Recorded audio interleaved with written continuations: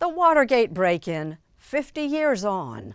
Believe it or not, some of its long-held secrets are just now coming to light. Here's Robert Costa.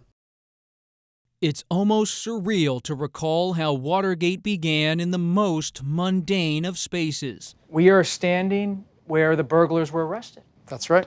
An unraveling of a presidency begins here? It begins right in this space. Sage Publishing now occupies the site of the crime. Todd Baldwin is one of its executives. You can look out here and see the Watergate Hotel. And that was the line of sight that they needed to be able to tap the line and hear what was going on. Right. In 1972, this was the office of the Democratic National Committee. So this is the stairwell that the burglars came up to break into the DNC. Nondescript, brick, white paint, a lot of dust. And yet so much happened here. Watergate is an event that has been so well documented over the years, but it's one that we pretty profoundly misunderstand. Journalist and historian Garrett Graff says 50 years on, we are still transfixed by Watergate. The story of Watergate is one of the great tragedies of American politics. And he adds, we are still piecing it together. Part of what's so fascinating is that the two central questions of the burglary itself are still unsettled. We don't know who ordered the burglary, and we don't really know what the burglars were up to that night. He has put it all together in a new book, appropriately called Watergate, A New History, published by Simon & Schuster, part of Paramount Global, which includes CBS News. The adage that the cover-up is always worse than the crime, I think actually turns out not to be true in Watergate. It was Nixon's crimes that were quite terrible, myriad and manifold. Ultimately, 69 people were indicted or charged with crimes. Graff traces Watergate back to Richard Nixon's lifelong sense of grievance and paranoia. Just think how much you're going to be missing. You don't have Nixon to kick around anymore. Richard Nixon woke up every morning angry. He woke up every morning feeling under siege. And he is someone sort of at every stage of his political career who chooses the low road. Nixon's low road spawned a sprawling and unpredictable culture of criminality. But the president wasn't looped in on the Watergate break-in. The funniest bit of the cover-up is that Nixon can't fathom why anyone would actually want to break into the Democratic Party offices and can't believe that anyone would be that stupid. And then there's the deeper story of Deep Throat, who was lionized by Hollywood. Just follow the money.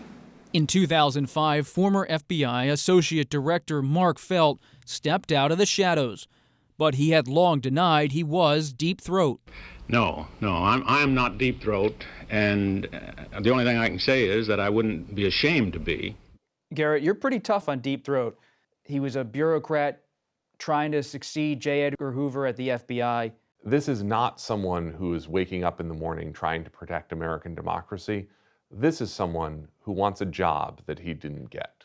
He's doing some sort of brutal, backstabbing, knife-fighting, office succession politics. It turns out that there are key moments where Mark Felt knows very compelling evidence about the misdeeds of Richard Nixon that he never bothers to tell anyone because he doesn't actually really care that much about Richard Nixon at all. Watergate was a slow boil. The episode grew steadily more sinister, no longer a caper. For almost 2 years, many Americans and Nixon's allies mostly shrugged at the blockbuster reports from Bob Woodward, Carl Bernstein, and so many others. We have concluded that a large secret fund was assembled in the Nixon campaign organization. One of the things that's so hard to recreate and understand now, looking back, is there was no sense that the president could lie to the American people. Things have changed, Garrett. Things have changed today. But Americans began to wake up to Watergate in 1973, when congressional hearings kicked off.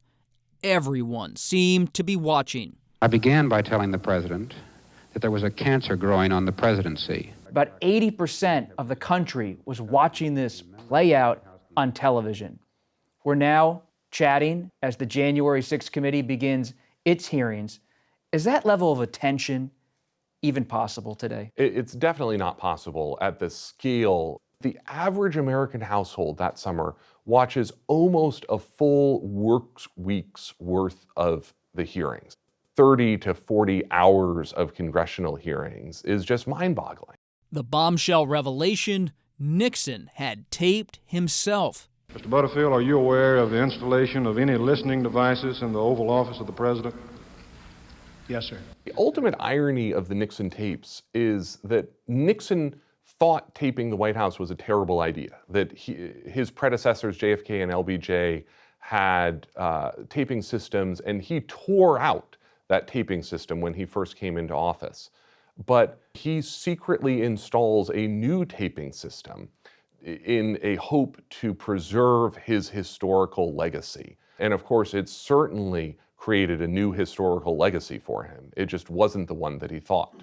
Fellow Republicans largely stood by Richard Nixon through much of it. My view is it's wrong for the president to resign. It's wrong for him to be forced out of office. Then, in August 1974, a smoking gun. Good evening. The Republican Party today gave up on Richard Nixon. Newly released White House tapes showed the president had obstructed justice. Each understand that they, in Congress, have a role to hold the executive branch in check. We had a good, thorough discussion. And so the thing that really stood out to me in going back and looking at this story 50 years later is the way that the Republicans in Congress acted as members of the legislative branch first and only second as Republicans. Watergate would come to upend not just Americans' trust in government, but Washington itself. You say Watergate turned Washington mean. Watergate, I think, does turn Washington mean because it in many ways exposes this sort of much more distrusting and antagonistic mindset that we now see permeate so much of our politics. What made the Trump years different than the Nixon years? Two things. Fox News and members of Congress who acted as Republicans first and members of Congress second. That's it. That's it. An unconstitutional impeachment charade show. I think if you had Fox News in the 1970s, Richard Nixon would have stepped down from office in January 1977, totally unscathed. There were a few Republicans who stood up to Trump after January 6th, but that was a short list. It's a short list, and it's gotten shorter ever since. The so-called Troopergate inquiry. We are still living with Watergate. Deflategate. Pizzagate. Scandal after scandal. It is being called, I'm sorry, Sharpiegate. But Garrett Graff insists that ultimately Watergate is a tale of checks and balances, and of how the American system can endure. I think at the end of the day, Watergate is a weirdly hopeful story because it shows what it takes to protect American democracy. It takes a while, and it's not necessarily an easy process to get there, but the system in Watergate worked.